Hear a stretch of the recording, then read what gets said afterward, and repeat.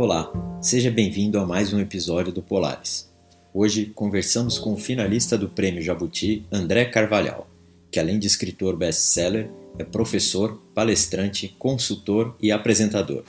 Eu sou Conrado Abreu e comigo estão André Pastina e Rodrigo Rocha. André, então para aquecer, você poderia dividir com a gente um pouquinho da sua história? Bom, comecei minha carreira como publicitário. Eu não tinha a menor ideia do que eu queria fazer da vida.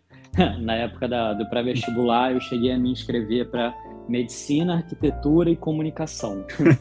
E basicamente tudo que não tinha geografia eu estava dentro. E aí acabei, enfim, né, passando para comunicação. Fiz publicidade primeiro, depois jornalismo.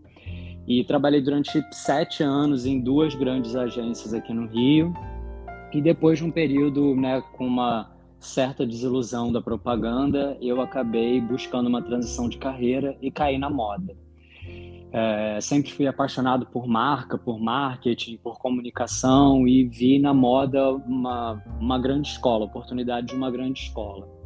Aí trabalhei como marketing de uma grande marca de moda aqui do Rio, fiquei lá durante 10 anos, saí de lá como diretor de marketing. E depois passei também por um período de desilusão com a moda, quando comecei a ter mais noção dos impactos das nossas roupas, do impacto da produção, e isso acabou me levando para a sustentabilidade. Nunca fui uma pessoa conectada com a natureza, que, enfim, gostasse de fazer trilha, sei lá, viajar, pegar onda, essas coisas, e não tinha muita noção assim do quanto a gente impactava na natureza. Me relacionava muito pouco com o que a gente, né, chama de natureza, o que está fora da gente. E aí a moda me levou para a sustentabilidade. Eu acabei fazendo uma especialização em design para sustentabilidade por conta da moda, e aí foi quando eu entendi que eu realmente precisava mudar drasticamente de vida. E, enfim, aí fui buscar empreender, passei por outras jornadas, experimentei outras coisas e tive a sorte de, em paralelo a tudo isso, ter tido a chance de me dedicar à academia. Então, sempre dei aula de pós-graduação, de graduação, curso livre, e a academia acabou me levando a escrever. E aí, em paralelo, também mantive uma carreira de escritor, que hoje é o que eu mais gosto de fazer. Conseguir organizar a minha vida de forma que eu hoje possa trabalhar com consultoria, com criação de conteúdo, palestra e tal, de forma mais livre, mais autônoma e investindo, né, enfim, na carreira literária, escrevendo. Acabei de lançar meu 4º livro, já em breve indo aí para o 5º. Acho que é isso. André, uma coisa muito bacana vendo sua carreira que você comentou, e fazendo um link com um pensamento muito que eu tenho aqui. Você foi da indústria de comunicação das grandes agências, que é totalmente voltada para um ego, né? Você sabe muito bem que esse meio é meio complicado. E você foi para um outro caminho, que é a questão das marcas, de questão da moda, que também é uma coisa meio ego também, ao máximo, ao extremo, né? Sim. E aí você faz uma mudança radical indo para um eco, né? E aí fazendo um link, assim, que é uma coisa que eu acredito muito, principalmente agora nesse momento, que é esse novo tipo de liderança, né? O novo tipo de empresas tem que sair do ego e ir para o eco, né? E quando a gente fala do eco, é muito mais amplo do que simplesmente ecológico, né? Que eu acho que é uma coisa que você trabalha muito bem, que é muito mais profundo, né?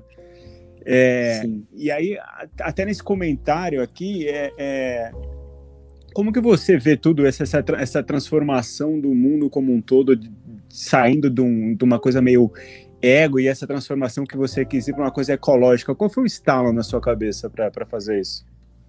Cara, então, eu acho difícil prever um único momento, né? Assim, eu acho que nunca é só uma coisa.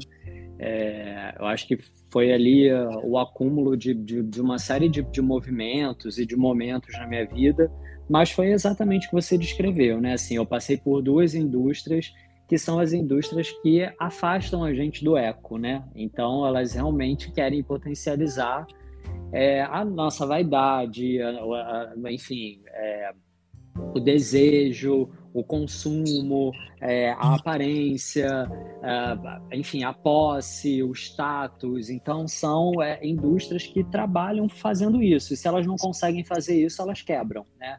Então, são indústrias de grande frustração. Então, elas têm como propósito trabalhar a nossa frustração, a nossa falta, o desejo cada vez por mais. E isso, como você muito bem observou, está totalmente relacionado, né, à nossa mente, ao ego, enfim, a esse olhar para dentro, né, que muitas vezes a gente fala como se fosse uma coisa positiva, né, o olhar para dentro e tal, mas que na verdade é totalmente cooptado para distanciar a gente das outras pessoas, da natureza, né, do natural, daquilo que está fora da gente. Então, eu acho que, assim, eu passei durante muito tempo fazendo isso comigo e com as pessoas, até que no momento estava insustentável. Então, assim, nesse momento que eu decidi fazer essa grande transição na minha vida, né? Eu tinha um emprego muito bem sucedido, eu ganhava muito bem, eu, assim, ganhava uma quantia que eu nunca imaginei na minha vida ganhar, eu tinha acesso a coisas e a lugares que eu jamais imaginei ter. Tinha um monte de coisa de graça, enfim, ganhava um monte de coisa, tinha tudo que um monte de gente achava muito legal, admirava, e eu era muito infeliz, eu era muito sozinho. Eu, por diversas vezes, não tinha energia para sair de casa, eu não tinha vontade de falar com as pessoas. Eu lembro de que em momentos onde as pessoas achavam que eu deveria estar melhor, tipo assim, saindo na capa de jornal, de revista e tal. Eu não sabia, eu não entendia, mas eu estava em profunda depressão, eu estava em profundo abandono de mim mesmo. E eu acho que esse foi o limite. Eu já estava tendo problema físico, de saúde, assim, já estava saindo do campo emocional e já estava indo para o meu corpo, assim, para você ter uma ideia. Eu estava com um nível de tensão nas costas, né, no ombro, de realmente sentir que eu estava carregando esse peso todo, que me deu um problema na cervical e que eu perdi o movimento do braço. E assim, eu fui a médicos que falaram para mim: se você não operar imediatamente, você não vai conseguir mais levantar esse braço. E, enfim, então eu já estava nesse nível, sabe? Então, sei lá, eu acho que essa questão, né, inclusive que eu me lembrei agora, dessa questão do meu braço, né, da cervical, foi, tipo assim, uma grande gota d'água, mas foi um acúmulo de um monte de coisa. Uhum. E nesse sentido, você comentou, né, do design para a sustentabilidade. Você pode explicar um pouquinho mais, né? Porque às vezes fica um pouco intangível quando a gente lê isso ou simplesmente escuta. É uma palavra já super, né, intangível e múltipla também, né? Cada pessoa acha que design é uma coisa e sustentabilidade, né? Cada um também acha que é uma coisa. Então, é justo da sua parte perguntar isso. Design, fora, né, assim, tem muitas formas também de você ver o design, como tem muitas formas de você ver a sustentabilidade. O designer, o profissional que trabalha com design, teoricamente, ele é uma pessoa que resolve problema, né? Então, assim, o designer, ele é alguém que cria algum tipo de solução. Então, quando a gente fala de design para sustentabilidade, está falando sobre a gente criar soluções para a sustentabilidade, né? E que também pode ser uma visão muito ampla, mas eu gosto de trabalhar com uma visão de sustentabilidade, de que é a gente fazer coisas que sejam a favor da vida, né? Que sejam a favor da nossa vida, né? E da vida do planeta. Legal. E André, mesmo antes da pandemia, né, você já falava muito sobre transformação, mudança, impactos ambientais, sociais, enfim. Como que você analisa agora as transformações que a gente está vivendo, né, depois de 2 anos aí de pandemia, praticamente? Essa é uma pergunta também bem interessante, assim, bem pertinente, porque 2 anos antes da pandemia, em 2018, eu lancei meu terceiro livro, que chama Viva o Fim. É o meu livro mais legal, assim, que eu mais gosto. Ele foi finalista do Prêmio Jabuti, que é um grande prêmio brasileiro de literatura. Ele foi meu primeiro livro, assim, fora da moda, né, assim, fora dessa ótica do comportamento e tal, e era um livro muito ousado que chamava Almanaque de um Novo Mundo. Ele tinha o propósito de mapear todas as novas iniciativas, os novos movimentos que estavam acontecendo, provando que era possível a gente viver num novo mundo. Ele teve muito a ver com esse meu curso, né, com tudo que eu aprendi nessa especialização, nas viagens que eu fiz, enfim, depois desse período. E esse livro ele tinha a premissa de que a gente estava vivendo num mundo que já tinha acabado. Então, assim, que tudo que estava à nossa volta, né, desde as coisas até as relações, eu uso muito nesse livro o exemplo do telefone, né, assim, durante muito tempo, o telefone serviu para a gente falar no telefone, né? E hoje eu estou aqui usando o meu telefone para gravar esse podcast com vocês. Então, as coisas, elas mudaram, se ressignificaram, né? Assim, o mundo, ele se transformou muito. E muita gente ainda vinha mantendo, né, os mesmos pensamentos, os mesmos formatos, né? Enfim, né, de funcionar de muito tempo atrás. Muitas das coisas que a gente está ouvindo falar agora, muitas das coisas que a gente foi obrigado a viver no ano passado, né, retrasado já, desde o início da pandemia, como digitalização, trabalho remoto, enfim, revisão de um monte de coisas, essas coisas elas já existiam antes da pandemia, elas já existiam inclusive antes até de eu escrever esse livro. Mas a gente não estava olhando para essas coisas, ou a gente estava olhando para essas coisas colocando elas num lugar de futuro, de tendência. Então a gente ouvia falar que a colaboração era tendência, empatia, sustentabilidade, o trabalho remoto, a gente, né, quantos relatórios a gente não viu, né, o futuro do trabalho, o futuro do entretenimento, as pessoas amam falar sobre o futuro, né? E eu acho que isso afastava muito a gente da necessidade imediata. Naquele período, eu vi muita gente transformando pelo amor, né? Tem essa fala que eu gosto, né? De que você pode se transformar pelo amor ou pela dor. Tinha muita gente se mudando pela inspiração. E agora eu vejo que a gente está sendo muito levado a se transformar na marra, né? Pela dor.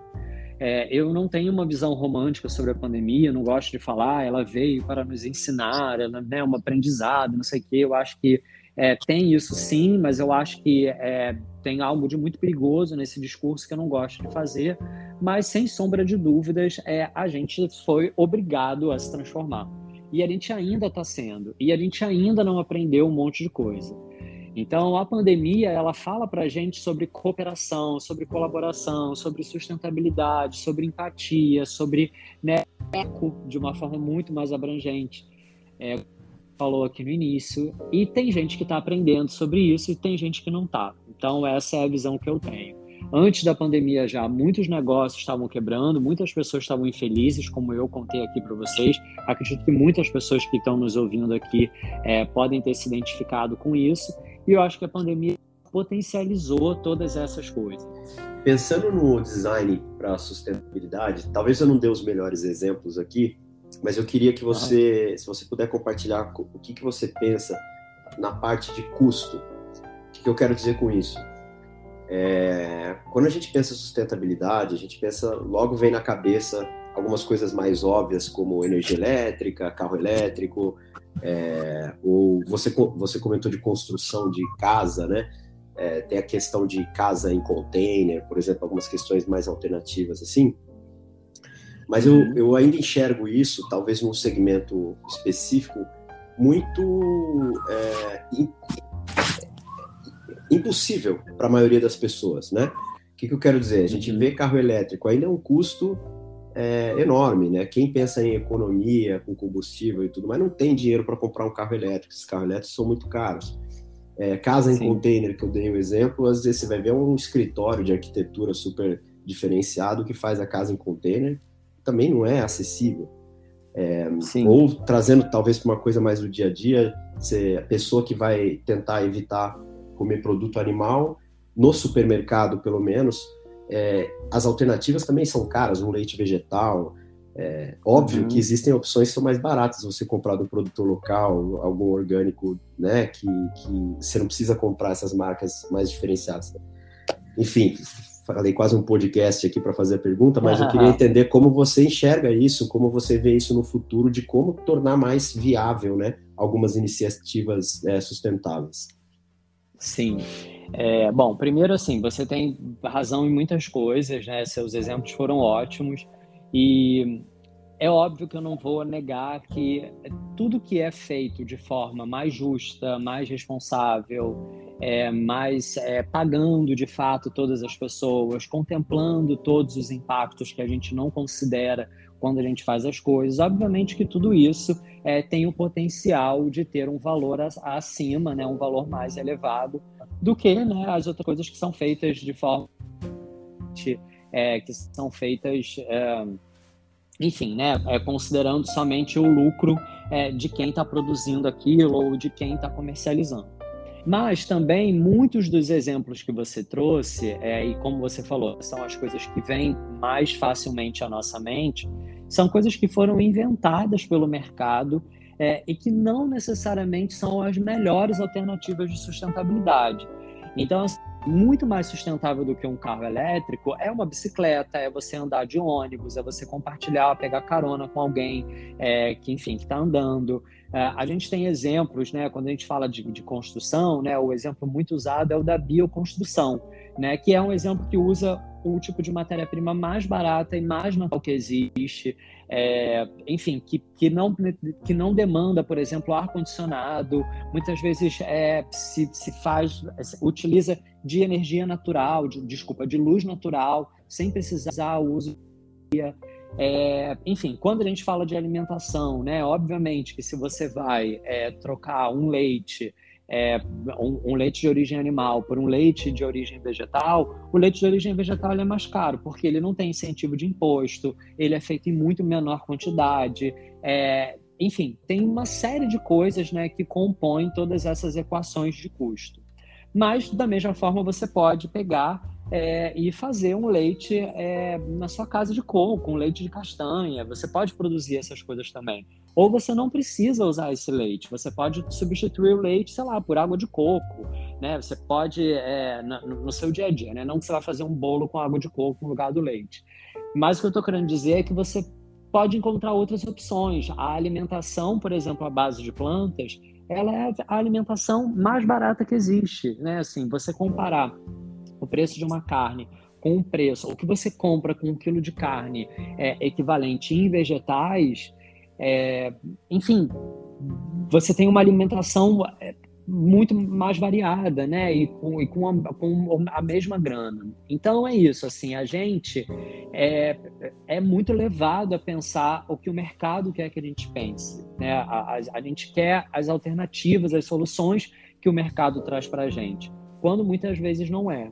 Na moda, eu tive grandes exemplos disso, né? Assim, hoje o que a gente fala, né, de mais vanguarda na moda, que como moda sustentável, né, tipo em modelo de negócio, brechó, o aluguel, o compartilhamento de roupas e tal, isso são coisas que já existem em comunidades carentes há muito tempo. Então você vai num bazar de uma igreja, né, você vai dentro de comunidades ou até mesmo famílias de classe mais baixa, elas trocam de roupa entre si, elas herdam a roupa das outras pessoas, né? Elas trocam com os parentes, elas reaproveitam. Então, assim, existem muitas alternativas que a gente vê como futuro, como vanguarda, mas que, na verdade, elas são muito simples, né? E elas já estão muito próximas da gente e, principalmente, muito próximas de pessoas que não passaram por todos esses processos, né, de produto, né, de soluções de produto que a gente tem acesso.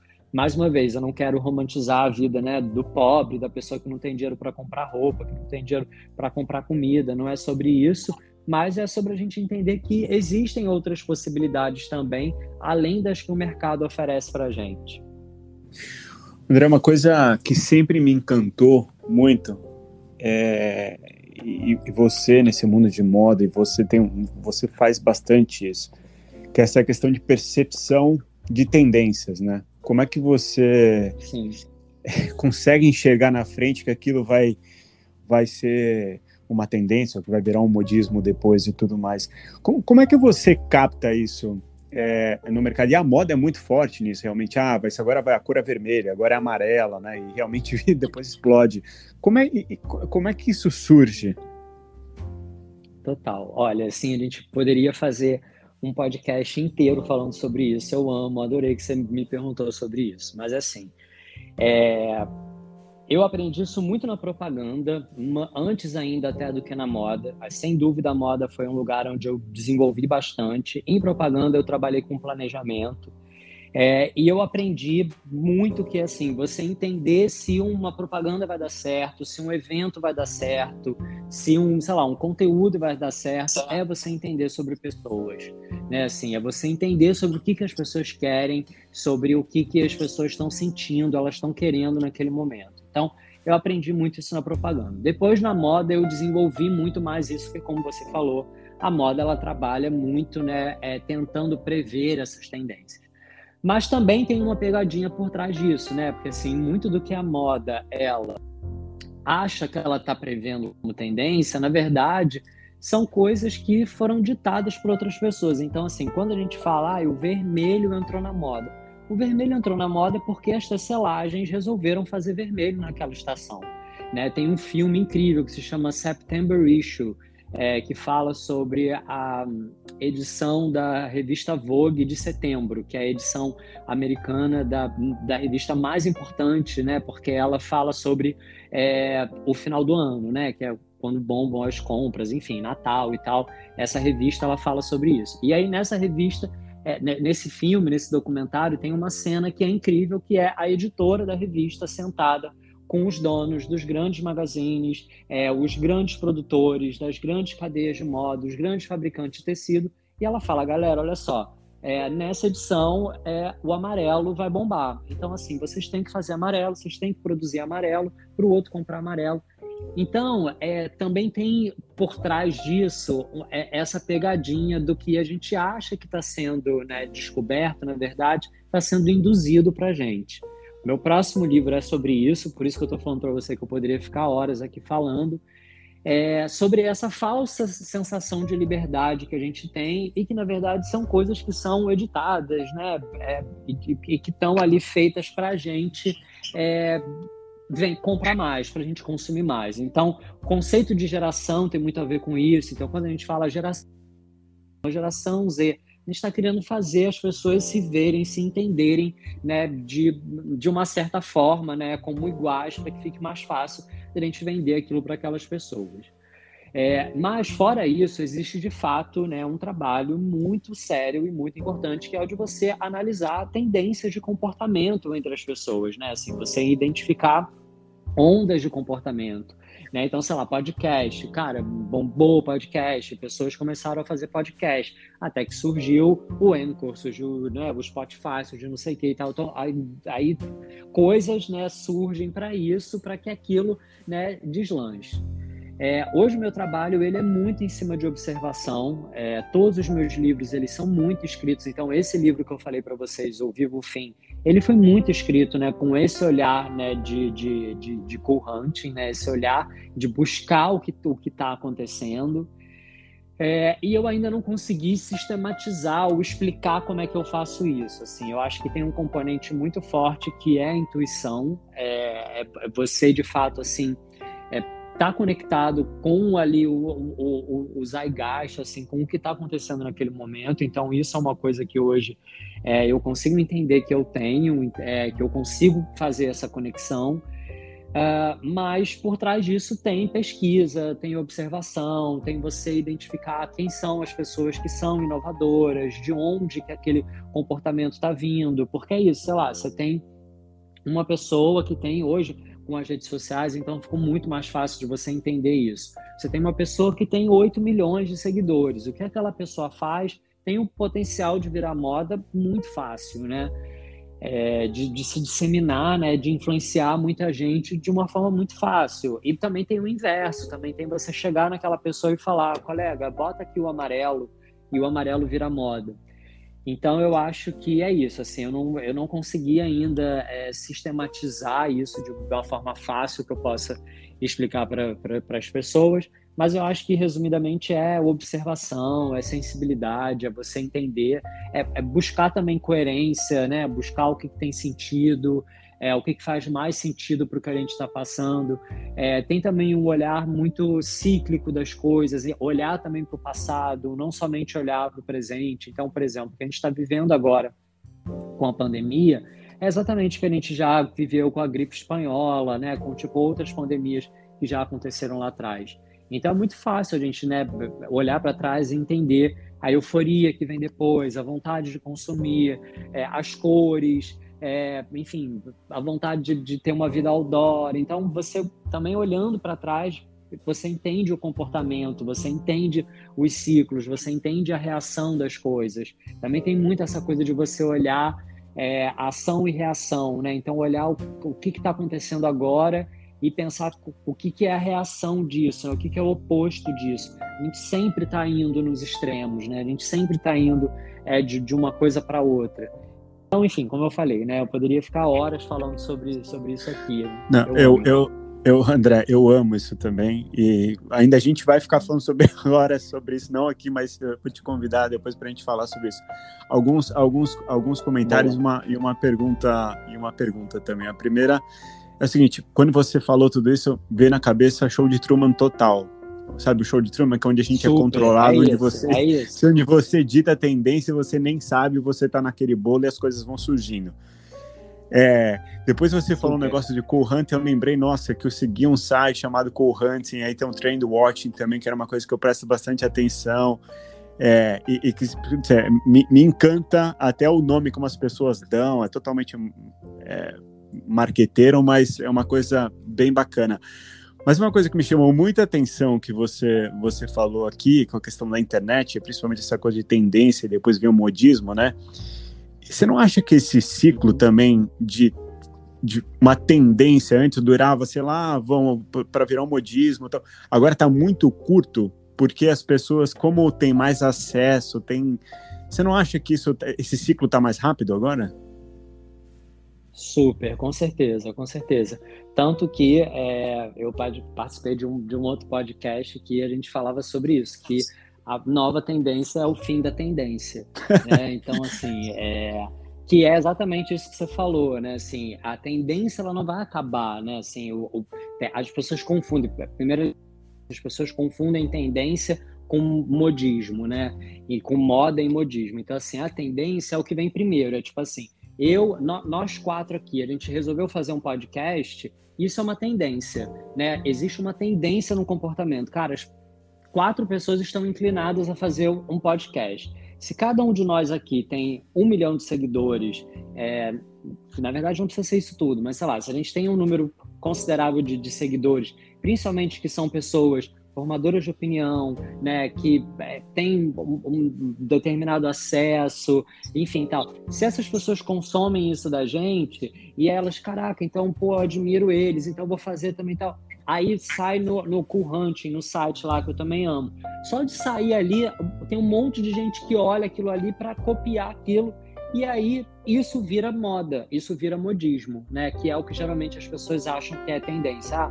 Isso está na moda, isso é tendência. A tendência, o modismo é quando aquilo ali extrapolou a tendência, porque a tendência pode ficar em 4 pessoas e não ir para frente. Cara, tem uma tendência aqui de, sei lá, de podcast, mas pode ser que morra em nós 4. Mas o que o Show de Truman faz, foi o que você falou, é exatamente isso. Cara, eu vi 4 coisas aqui, eu tenho oportunidade de ganhar dinheiro com isso, então vou lá, eu vou botar bala aqui, e aí eu vou criar um aplicativo disso, eu vou fazer uma plataforma disso, eu vou pagar outras 4 pessoas para fazerem, para falarem, não sei o quê, e quando a gente vê, aquilo dali virou moda, aquilo ali virou modismo. Mas não é tão mágico, né? Ou assim, tão auspicioso assim como a gente imagina. É o mercado, né, que está fazendo isso. E aí, hoje, como você falou, tem muita gente louca, né? Assim, o mercado está pirando, porque a internet, ela possibilitou, primeiro, que qualquer pessoa consiga fazer isso, qualquer pessoa pode criar uma moda. Então, assim, antes, né, a editora de moda lá da Vogue virava e falava, galera, olha, amarelo, vamos bombar no amarelo. Hoje, sei lá, se eu sou uma pessoa bastante influente na rede social e eu resolvo sair de azul, e todo mundo que me segue fala, caramba, vamos fazer azul, se isso não está combinado no mercado, isso vira um desejo latente que acaba não se transformando em moda. Então, existe hoje um desafio muito grande, né? Existe hoje, com essa descentralização desse poder, quando o poder estava na mão das revistas, somente das celebridades, da propaganda e tal, você tinha esse controle do que virava moda de forma muito mais fácil, né? Você olhava ali os inovadores, você olhava as pessoas que eram as mais esquisitas, as mais louconas, né? Que eram chamados alfas, né?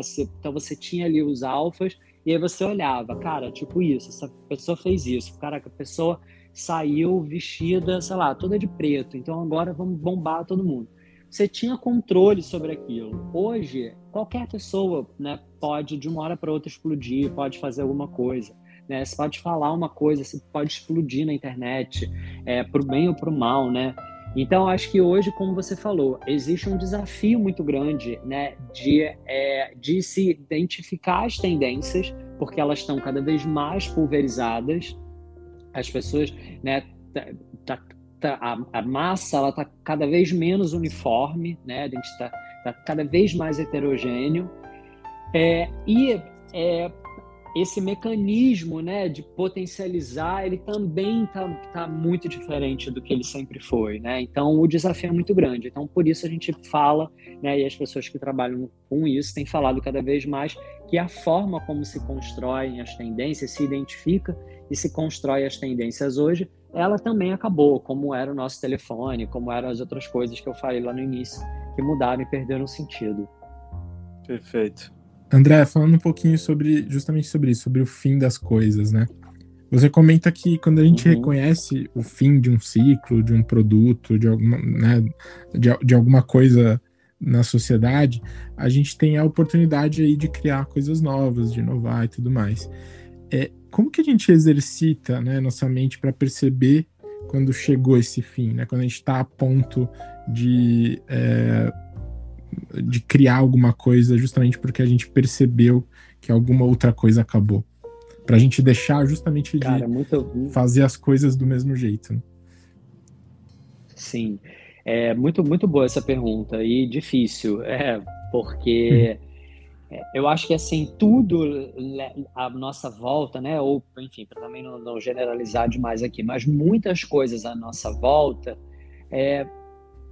querem fazer com que a gente mantenha o apego àquilo que existe, né? Quando não existe um interesse por trás daquilo, né? Assim, um interesse comercial. Então, sei lá, quando eu vou lançar o iPhone, eu quero que todo mundo pire no iPhone, mas até que surja um novo iPhone e o mercado ganhe dinheiro com as outras coisas, né? Com aquilo que está antes, você quer que as pessoas fiquem presas naquilo, que as pessoas vivam aquilo, que as pessoas... Então, assim, as forças, né, que fazem a gente manter o apego a esse passado, elas são muito grandes.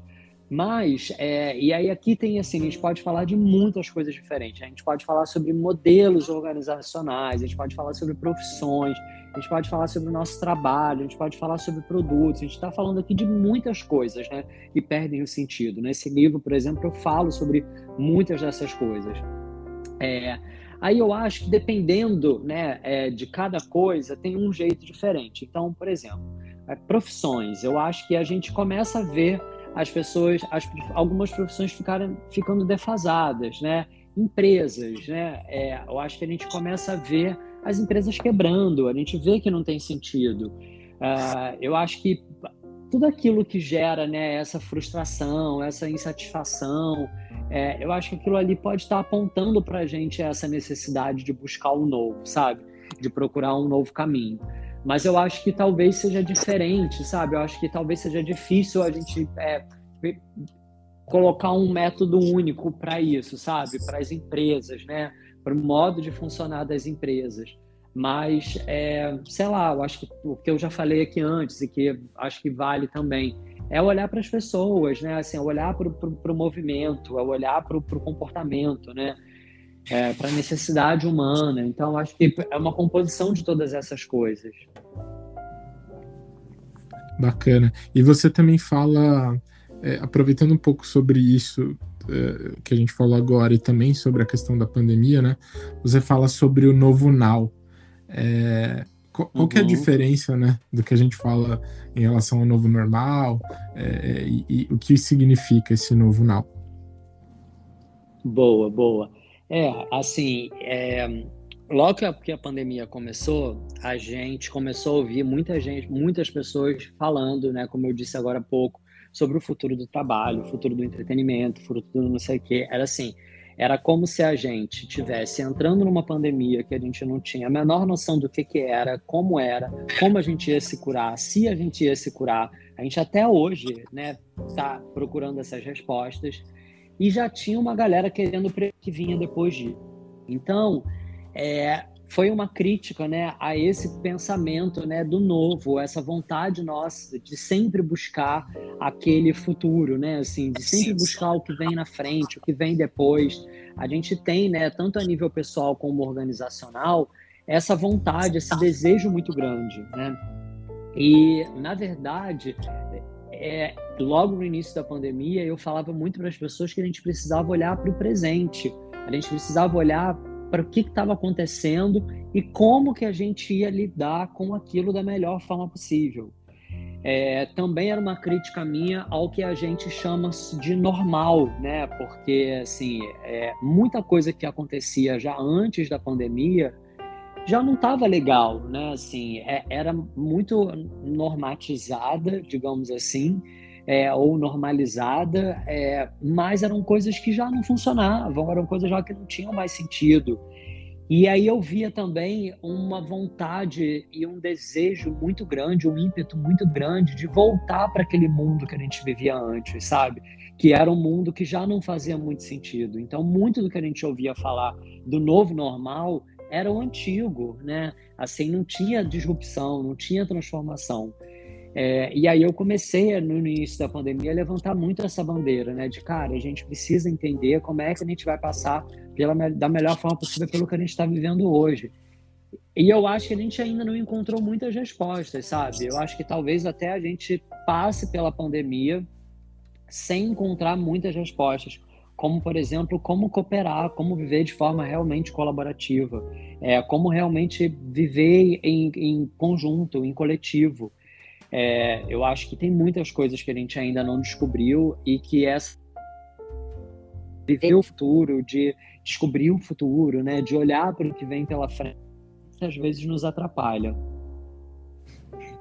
Eu ia até te perguntar sobre a questão de como está no presente, né? Você já acabou até pontuando isso. Mas ainda nesse tema, como que a gente pode justamente entender como está mais no presente e usar isso para entender melhor o propósito ou as pessoas, até empresas, né, encontrar o propósito ou simplesmente assimilar isso? Sim.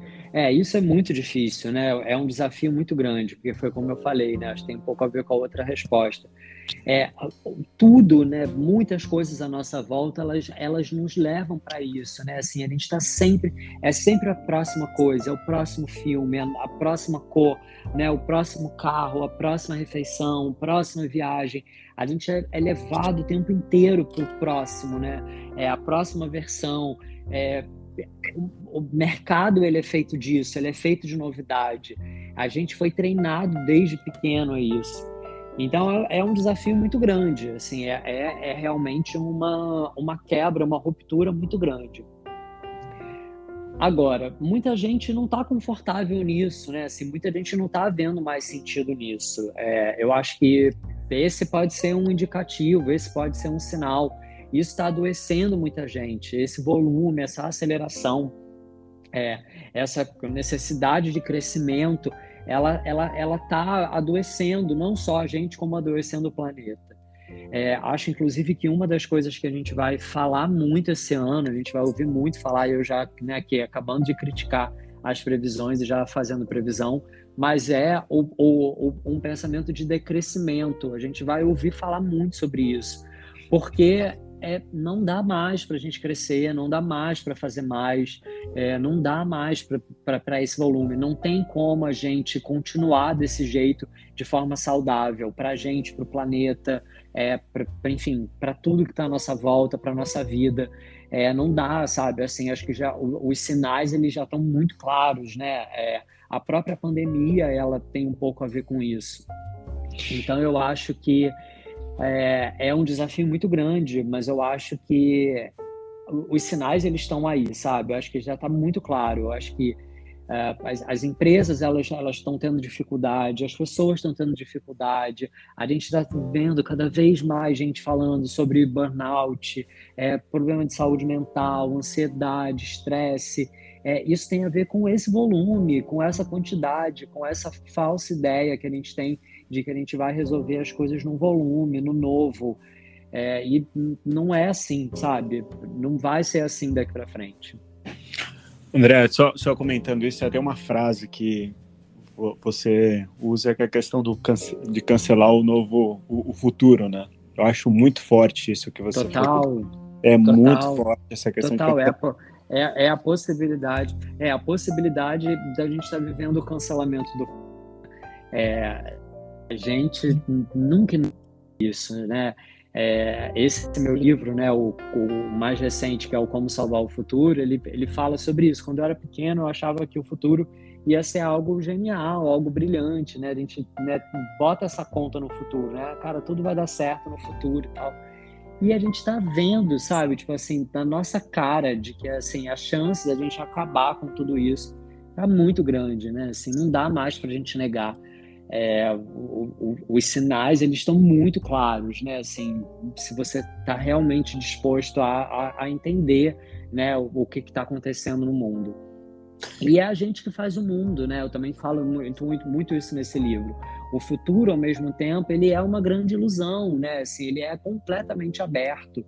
Eu dei aqui vários exemplos de como a gente manipula o futuro, de como a gente manipula o desejo, a tendência para virar modismo. E é a mesma coisa para o futuro, né? Assim, se todo mundo resolver salvar o futuro, a gente resolve. Se a gente não resolver, a gente não vai salvar. Então, é isso, assim. Cada vez mais eu tenho tido vontade de falar isso para as pessoas. E André, até que a gente falou muito de futuro, e você está, ao mesmo tempo, falando da questão de presente, né? Eu sou uma pessoa que gosta muito de meditar, de tentar trazer também, tá mais realmente fixo aqui na Terra para estar presente. Você se considera uma pessoa mais que fica pensando muito, sua cabeça fica mil pensando no futuro, ou você realmente acha que você está mais presente hoje no dia a dia, observando muito mais e essa viagem interna e tudo mais? Cara, então, para mim é um desafio, porque o meu trabalho hoje ele tem muito a ver com isso, né? Com olhar para frente, olhar para trás, entender, né? Então, assim, eu vivo em tempos e movimentos muito variados, né? Assim, a minha vida é muito louca. Eu tô, né? No mesmo dia eu tô, né?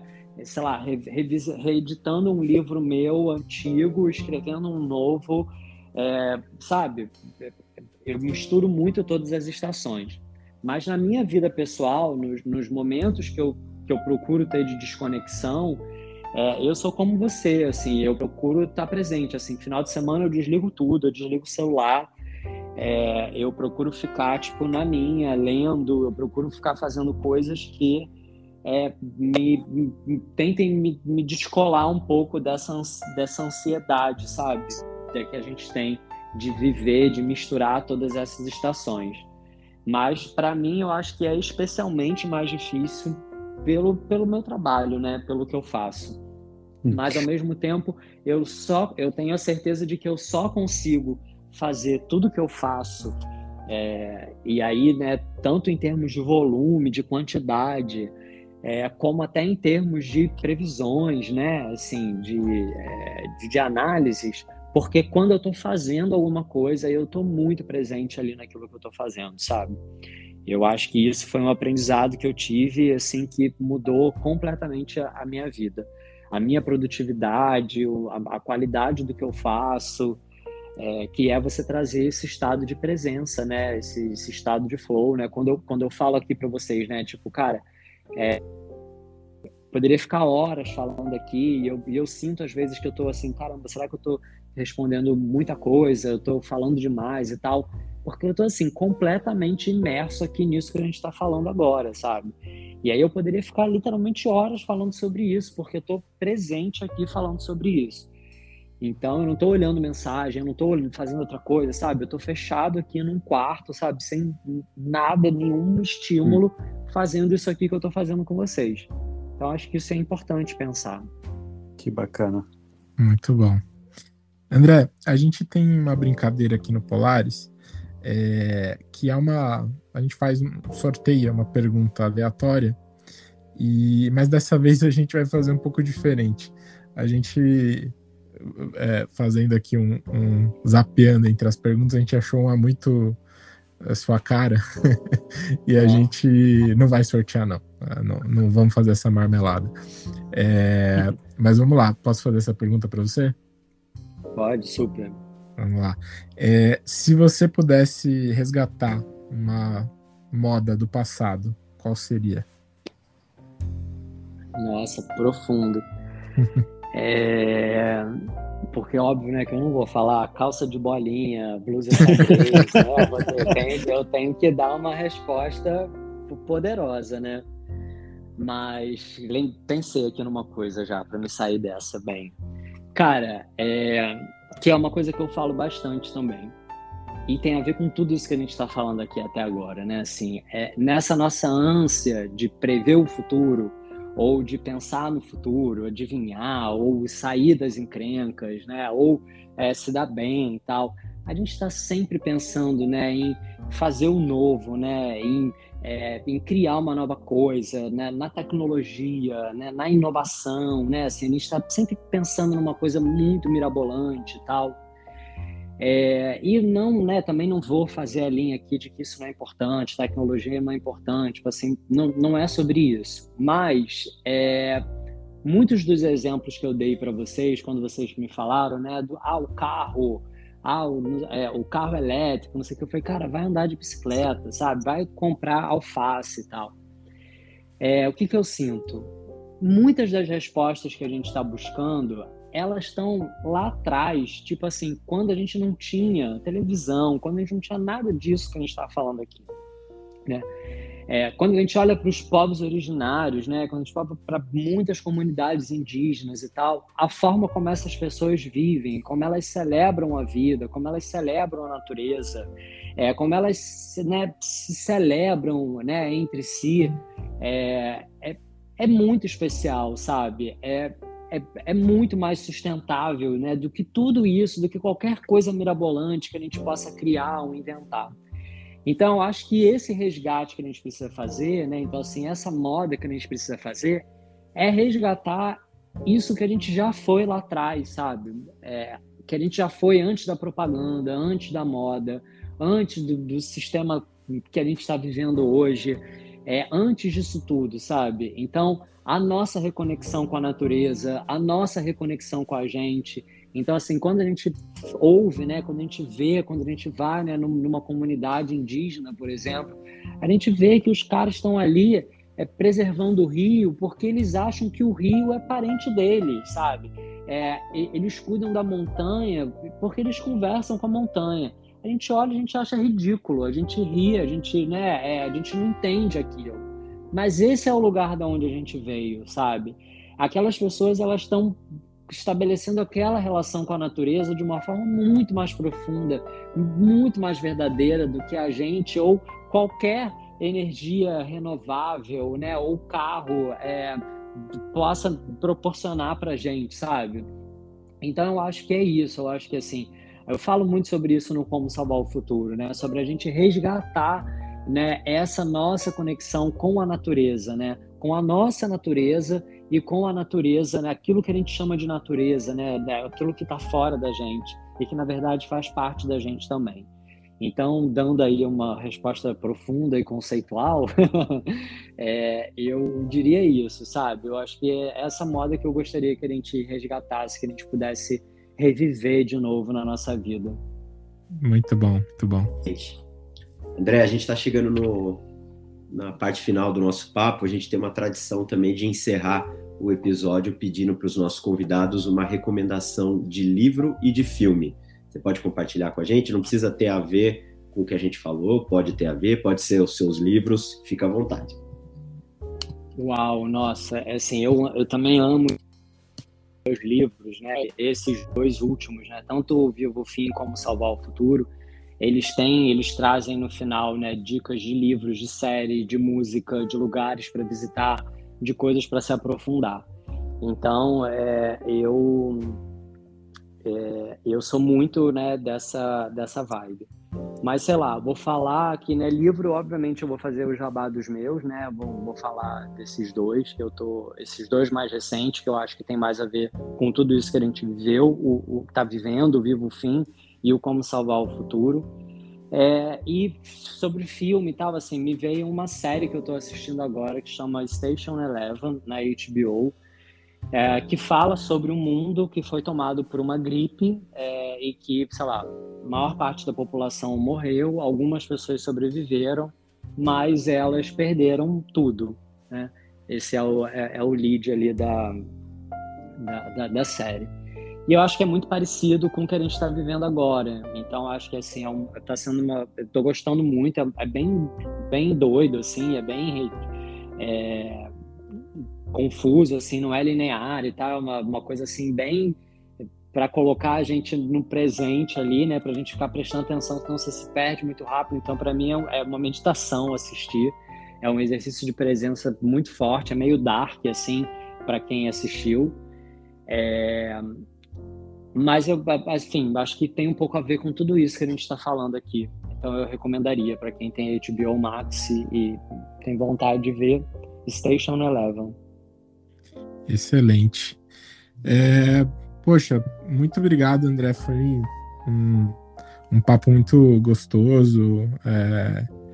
É um assunto, né, que para a gente é interessante. Somos todos publicitários aqui também, então conhecer um pouco da sua história, da sua jornada, foi interessante também por conta disso. Mas, enfim, foi super bacana ter contado com você aqui hoje. Boa, gente. Eu que agradeço. Desculpa se eu falei muito, se eu dei respostas muito longas, mas eu me empolgo, eu amo falar sobre isso, sou completamente apaixonado por falar sobre todas essas coisas e acho que, de fato, a gente não vai sair do que a gente está vivendo se a gente não mergulhar nesse tipo de pensamento, se a gente não desenvolver pensamento crítico, se a gente não se aprofundar, se a gente não mudanças realmente radicais naquilo que a gente está vivendo, sabe? E eu acho que todas as pessoas que estão ouvindo a gente aqui têm a chance de fazer um pouquinho isso, né? Sei lá, seja dentro de casa, no trabalho, com os amigos, enfim, no prédio, sei lá, eu acho que a gente tem a chance a todo momento, assim, de sair do piloto automático, sabe? De criticar aquilo que a gente está fazendo, de buscar algo que tenha mais sentido, sabe? Algo que seja mais a favor da gente, mais a favor da vida. Então, assim, é isso que eu tenho tido vontade de falar cada vez mais. Então, eu só tenho a agradecer por esse espaço. Para mim, é tipo, assim, um prazer, um deleite. É ótimo mesmo. Então, muito obrigado. E obrigado a todo mundo que ouviu a gente aqui até agora também. Obrigado, André. Espero que outras pessoas com certeza vão aproveitar disso. Para mim, passou super rápido a conversa, então só queria te agradecer mesmo. Gratidão, foi muito legal.